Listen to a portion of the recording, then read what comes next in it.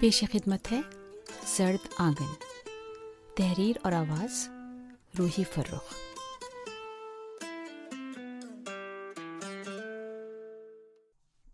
تیئیسواں باب۔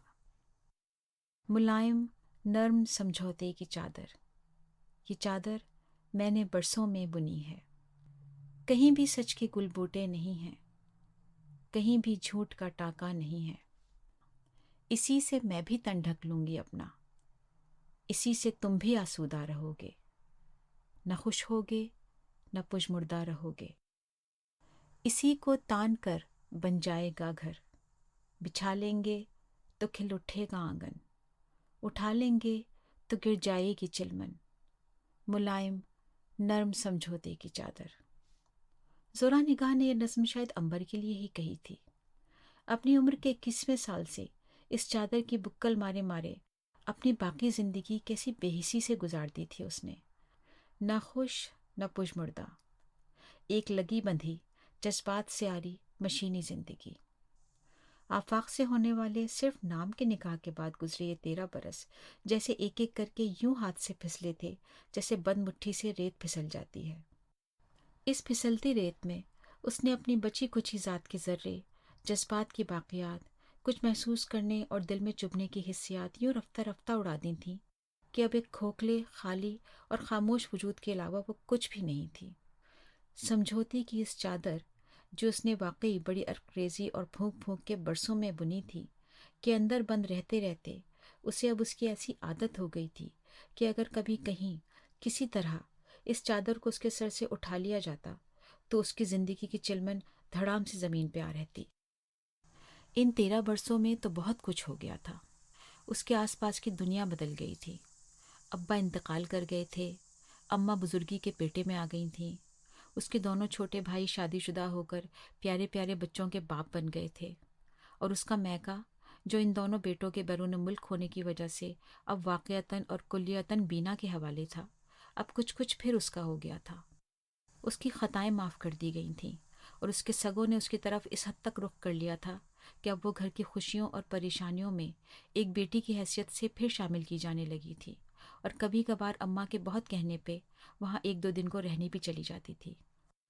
اس نے جس تپسیا سے عمر گزاری تھی اور جس طرح ناک کی سیدھ میں اپنی زندگی کی گاڑی گھسیٹی تھی، اس کا صلہ اسے اس کی کھوئی عزت اور وقار لوٹانے کی صورت میں بہرحال دے دیا گیا تھا۔ اس نے کبھی کسی سے کوئی شکوے نہیں کیے تھے، کوئی گلہ زبان پر نہیں لائی تھی، کسی گزری تکلیف دہ بات کی بھاپ منہ سے نہیں نکالی تھی، لیکن اس کے اپنوں کے رویے بتاتے تھے کہ انہیں اب اس بات کا احساس ہے کہ جو کچھ ہوا نہیں ہونا چاہیے تھا۔ شہزاد اور بینا سے اس کا جو ایک انجانا فاصلہ ہو گیا تھا، اس فاصلے کو پاٹ کر بہن بھائیوں والی قدرتی بے تکلفی اور قربت پیدا کرنا تو اب ان تینوں میں سے کسی کے بھی بس میں نہیں تھا، لیکن پھر بھی ایک تعلق، ایک رشتہ تھا جو اپنی حدوں میں قائم تھا۔ بینا کی دوسری شادی کی کوششیں دم توڑ گئی تھیں۔ بینا کی ایسی کوئی خواہش تھی بھی نہیں، وہ کسی کے زیر اثر نہیں رہ سکتی تھی، اور اس کا ادراک اسے وہ 2 شادی شدہ سال گزار کر بہت اچھی طرح ہو چکا تھا۔ شوہر، ساس، نندیں، سسرال، یہ تمام اس کے لیے علاقے غیر تھے۔ کون ان جھمیلوں میں پڑے؟ دونوں بھائی اس کی سلطنت اس کے حوالے کر کے اپنا اپنا خاندان سنبھالے سعودی عرب اور انگلینڈ جا بسے تھے۔ سال میں 1 یا 2 بار تحفے تحائف سے لدے بھندے آتے، اچھے پرلطف دن گزارتے اور واپس چلے جاتے۔ اماں کی وہ گود جس میں وہ کبھی امتحانات کے زمانے میں پڑھائی سے گھبرا کر آ کے سر ڈال دیتی تھی، عرصے سے نہ وہ رہی تھی نہ کبھی ہو سکتی تھی، اور اس کا اندازہ انہیں بھی تھا۔ وہ پشیمان تھیں، شرمندہ تھیں، شاید وقت گزر چکا تھا۔ اپنی بزرگ ماں سے جو اب تواتر سے باتیں بھولنے لگی تھیں، کچھ کہنا سننا نہ عنبر کی خواہش تھی اور نہ اماں اس طرف کا رخ کرتی تھیں۔ کبھی کبھار ان کے کمرے میں عنبر کے جانے پر اس کا ہاتھ اپنے ہاتھ میں لے کر وہ خاموش بیٹھی رہتی۔ وہ بینا جیسی بیٹی کو برت رہی تھیں۔ آپا اور عنبر جیسی اچھی سعادت مند بیٹیوں کی قدر ان کا دل جانتا تھا، لیکن بینا بھی سگی اولاد تھی، ہتھیلی کا چھالا تھی۔ اس کے لیے کچھ کہنا اپنے ہی منہ پر تھوکنے کے مترادف تھا۔ یوں ایک انکہی خاموشی تھی جو قائم تھی، اور بعض معاملات بس خاموشی سے ہی طے ہو جاتے اور سمجھ لیے جاتے ہیں۔ عنبر اور اس کی ماں کا معاملہ بھی ایسا ہی تھا۔ جو خول اس نے اپنے اطراف تانا ہوا تھا اس کے دوسری طرف بہت کم لوگوں کی رسائی تھی۔ اس کے گھر والوں نے اتنے عرصے میں اس کی زندگی کی کہانی کے کچھ اوراق رفتہ رفتہ کہیں کہیں سے پڑھ لیے تھے، اور امبر کے حق میں یہ بہتر ہی تھا۔ آفاق سے دوسرے نکاح کے پیچھے کیا راز تھا، کیا معاملہ تھا، نہ کسی نے پوچھا نہ اس نے بتایا۔ شاید اسے اس کے طلاق کی پشیمانی سمجھا گیا، مصلحت سمجھا گیا، یا کچھ اور۔ کسی نے اس کی تہہ تک جانے کی نہ کوئی کوشش کی نہ حجت۔ کسی کے پاس اتنا وقت ہی کہاں تھا۔ اس نے کبھی کسی لمحے شاید اپنی ماں کو اس کی صورت دیکھتے اور ہاتھ پکڑے اداس بیٹھے رہنے پر انہیں کچھ آسودہ کرنے کو بتا دیا تھا۔ کم از کم وہ شادی شدہ تو تھی ہی، شاید ان کی کچھ تسلی ہو، انہیں سکون مل جائے۔ وہ بہرحال ماں تھیں۔ اس کی اجڑی مانگ اور اداس خالی آنکھوں کو دیکھتے ہوئے انہیں پوری کہانی سننے کی ضرورت نہیں تھی۔ وہ کیسی شادی شدہ تھی، اس کا کیسا نکاح ہوا تھا، وہ نہ سمجھتی تو کون سمجھتا۔ آفاق سے اس کی ملاقات ان سالوں میں انگلیوں پر گن لینے کی حد تک ہوئی تھی۔ کچھ ایسے مواقع پر جہاں اس کا ہونا ناگزیر تھا، کچھ ایسے معاملات میں جہاں اس کا باپ کی حیثیت سے شامل ہونا ضروری تھا۔ حارث اور ہانیہ کی تعلیمی سرگرمیاں، ان کے اسکول اور کالج کی کچھ تقریبات، ہانیہ کی یونیورسٹی گریجویشن اور حارث کا میڈیکل میں داخلہ، ان تمام مواقع پر وہ ایک دوسرے کو صرف سلام کرتے اور بس۔ اس کے علاوہ کچھ گنے چنے الفاظ جہاں کچھ کہنا لازمی ہو جاتا، ان برائے نام ملاقاتوں کا حصہ ہوتے۔ اس کے بچے، جنہیں اس نے اب سے کچھ سالوں پہلے تک کسی معاملے کی نہ بھنک پڑنے دی تھی نہ بھاپ لگنے دی تھی، بہرحال اب بہت کچھ جان گئے تھے۔ بیٹیاں تو ویسے بھی بہت حساس اور ماں کی رازداں ہوتی ہیں، اس لیے ہانیہ کے مشاہدے نے بہت کچھ بہت پہلے جان لیا تھا۔ وہ باپ جس کی صورت انہوں نے ایک عمر تک نہیں دیکھی تھی، جو کبھی کسی معاملے میں شامل نہیں تھا، ان کی زندگی کا حصہ نہیں تھا، اب گاہے بگاہے کبھی کبھی ان کے ساتھ ہوتا۔ اس کا نام ان کے نام کے ساتھ تو تھا ہی، لیکن اب ان کی ماں کے نام کے ساتھ بھی جڑا تھا۔ وہ خاموشی سے جان گئی تھی، اور بعد میں کچھ عقل آ جانے پر ماں نے اسے کچھ تفصیلات بھی بتا دی تھیں، اور بس۔ اس معاملے کو نہ اس نے کبھی چھیڑا تھا نہ حارث نے، جو اب میڈیکل کالج کے تیسرے سال میں تھا اور بہت کچھ جانتا اور سمجھتا تھا۔ ان دونوں بچوں کو بہت اچھی طرح علم تھا کہ ان کی ماں نے یہ مصلحت کی جھوٹی بے رنگ زندگی صرف ان کی وجہ سے گزاری ہے۔ اس کٹھن فیصلے کے پیچھے صرف ان دونوں کی ذات تھی، ان کی ماں کی ذات کہیں نہیں تھی، اور اس ادراک نے ان کے دل میں اپنی ماں کی قدر و منزلت جس مقام پر پہنچا دی تھی، اس تک کسی کی رسائی نہیں تھی۔ آفاق نے یا تو اسے بالآخر معاف کر دیا تھا، یا اس ڈرامے سے اس کی دلچسپی خود ہی ختم ہو گئی تھی کہ پھر کبھی وہ اس کی راہ میں بلا جواز نہیں آیا۔ اب اس میں امبر کی طے شدہ شرائط کا کچھ عمل دخل تھا، یا کرنل صاحب کی دھمکی کا، یہ تو آفاق جانتا تھا یا اس کا اللہ۔ لیکن یہ حقیقت تھی کہ وہ اپنے بچے کلی طور پر امبر کے حوالے کر کے راستے کے ایک طرف ہو گیا تھا۔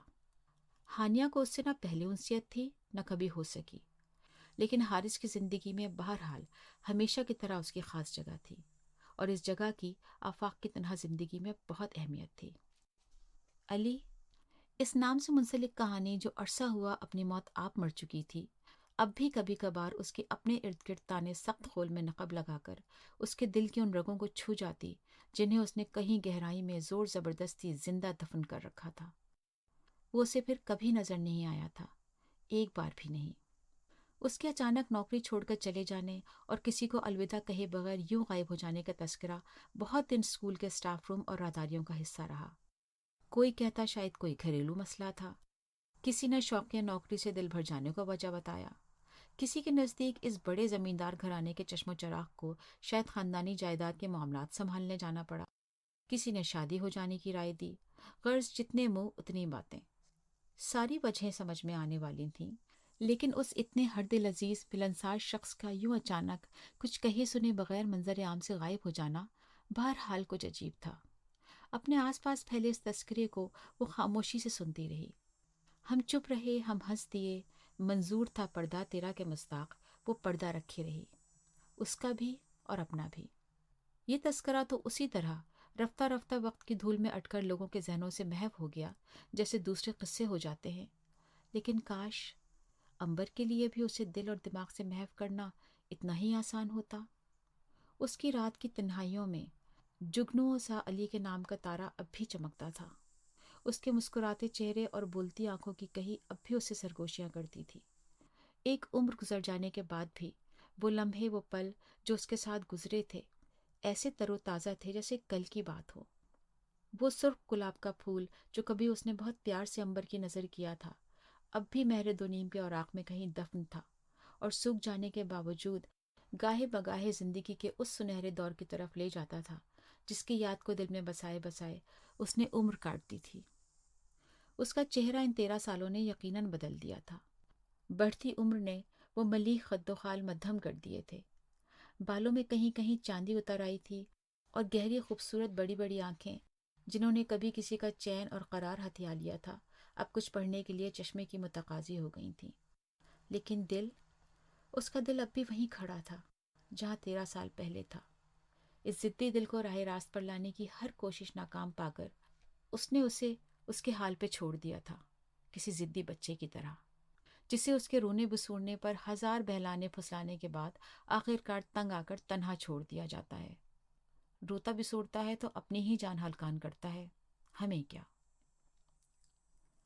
आलिया ने अपनी हथेली पर फैलते खूबसूरत खद्दोखाल देखते हुए मेहंदी लगाने वाली लड़की को तौसीफी नजरों से देखा, जो कमर और सर झुकाए तंदही से कोई 20वां हाथ भुगता रही थी। आसपास फैले रंगारंग मेहंदी के थालों और मिठाई की खूबसूरती से सजी और पैक हुई टोकरियों को दूसरे हाथ से जरा सा दूर करके जगह बनाते हुए उसने आराम से पांव फैलाकर दीवार से टेक लगा ली। बड़ा सा पीला गोटे किनारी से सजा गाव तकिया टेक लगाते ही कैसा मजा दे गया। उसने आंखें बंद करके गहरी सांस ली। हर शादी का घर किसी प्यारी जानी पहचानी खुशबू में बसा होता है।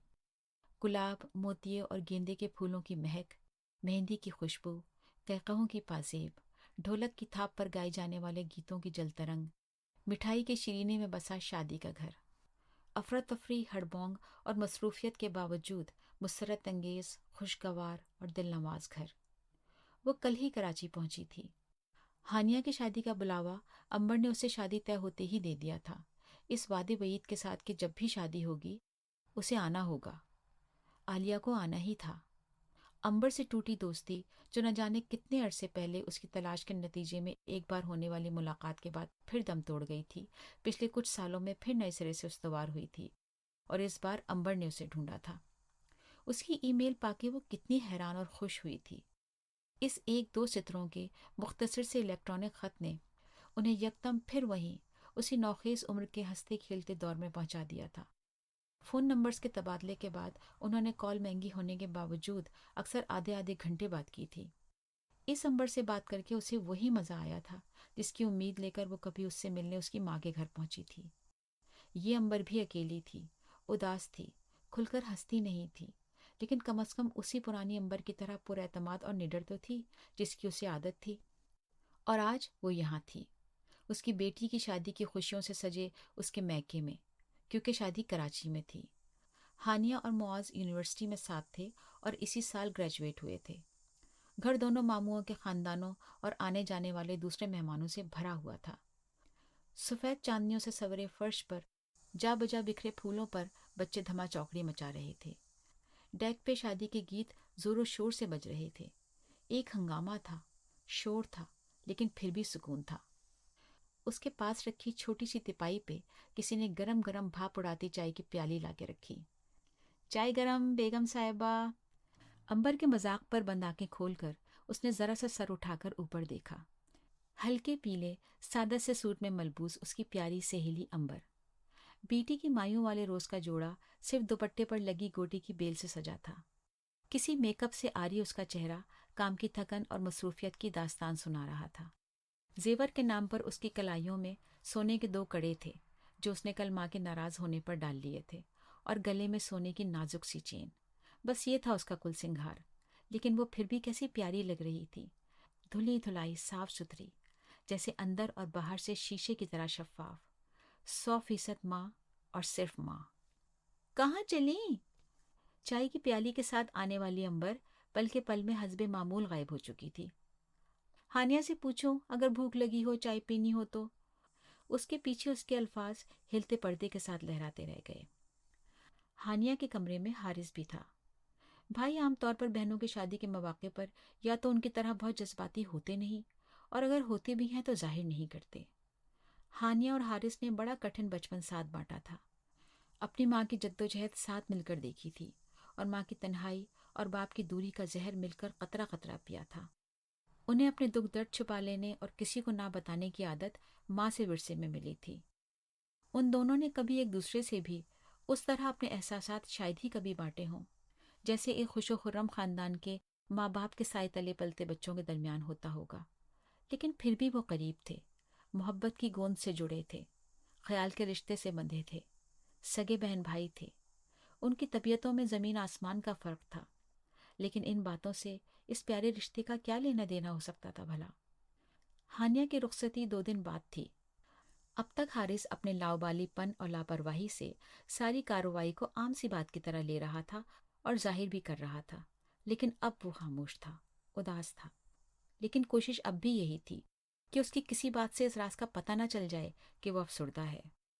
पीले जोड़े में उपटन की खुशबू से महकती हानिया के कमरे की तरफ वो जैसे यूं ही सरेराह चलते चलते निकल आया था, और निकल ही आया था तो बहन ने प्यार से हाथ पकड़कर पास बिठा लिया था। खाना खाओगे तुम लोग? यहीं ले आऊं? दोनों को एक साथ बैठे देखकर अंबर ने प्यार से पूछा। दोनों ने कुछ देर नजर भरकर अपनी जान निछावर करने वाली माँ को देखा, थकी हुई, बेहाल, मगर अपने बच्चों के लिए हरदम तैयार और मुस्तैद माँ। आपने भी कुछ खाया है या नहीं? सुबह से खनचक्कर बनी हुई हैं। हानिया ने अपनी माँ का हाथ पकड़कर प्यार से कहा। अम्मी, कभी अपना ख्याल भी कर लिया करें, just for a change. Haris ने उसका दूसरा हाथ हाथ में लेते हुए कहा। इस लम्हे जब अंबर की कुल कायनात उसके हाथों में थी, वो दुनिया की अमीर तरीन, आसूदा तरीन और कामयाब तरीन औरत थी। सुरखरू माँ थी, और ये सुरखरुई उसे यूं ही नहीं मिल गई थी।